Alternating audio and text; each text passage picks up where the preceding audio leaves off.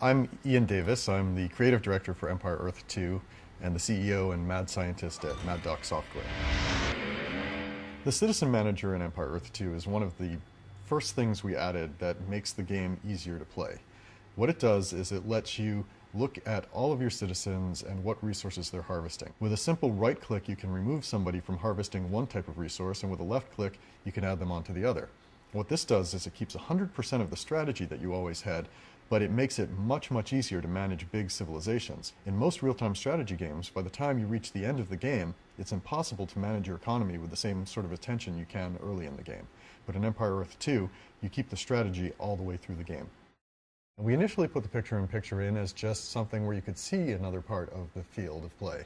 But then I decided that the best thing for it would be to be able to act in it too. So you can select units in your picture-in-picture, you can give orders to them, and what it really is another channel into the game for you. It reduces the amount of mouse movement, the amount of keys you press. It's one of those innovations that I couldn't live without, and I don't see anybody being able to make a real-time strategy game again without it.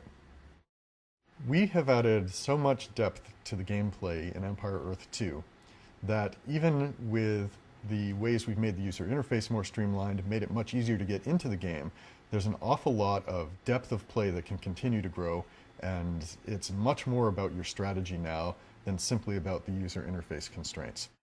In each of the different climates that you can play in each of the different types of maps, be it temperate or tropical or arid, there are seasons. But then there's also extreme weather, such as blizzards and tropical storms and dust storms, and these can do additional things such as reducing the line of sight for units, slowing down ground units, and making air units have to return to their base. It very, very much changes the strategies during the game. We've added a mode called Sole Survivor mode to Empire Earth 2, where it's just a simple rule addition. Only one person can win, which means if you've allied with some people temporarily, as soon as everybody else is gone from the map, your alliance is broken up and you have to fight it out amongst yourselves. This lets us do a lot of new things with diplomacy. The first thing is you can make alliances for a set period of time. You can also limit the line of sight. You can also restrict what sort of rights of passage the allies have over your territory. By doing these things and having the ability to trade territories, trade units, we've created a much deeper diplomacy system, and one that gets a real beating in the multiplayer and skirmish games. What we've done with Empire Earth 2 is we've created an AI that doesn't cheat. It plays the game fair and square by the same rules you play by.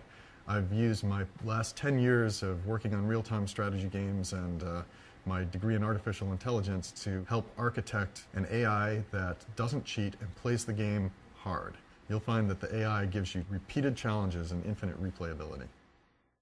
Rated T for Teen.